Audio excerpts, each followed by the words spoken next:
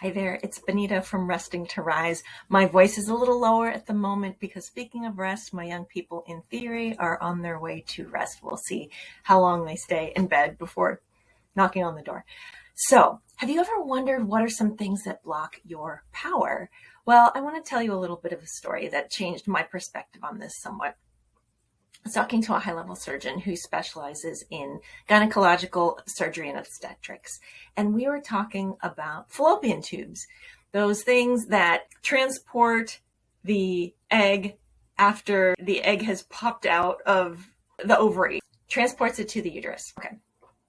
So for some people, if their fallopian tubes are blocked, that's a reason that they don't get pregnant. And so sometimes doctors try to flush out the fallopian tubes.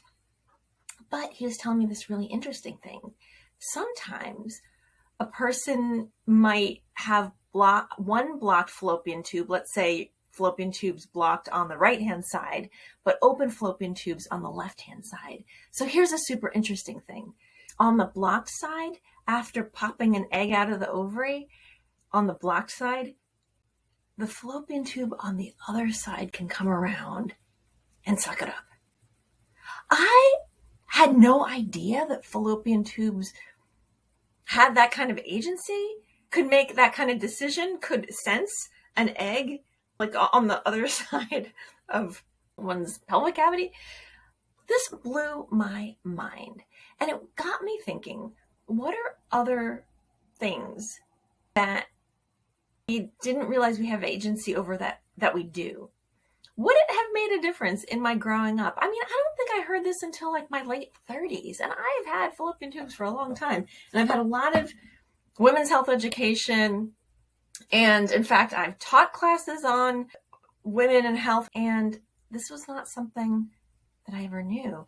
And in fact, this is something that somebody who doesn't have fallopian tubes had to tell me, though he is highly skilled. So I gave credence to that.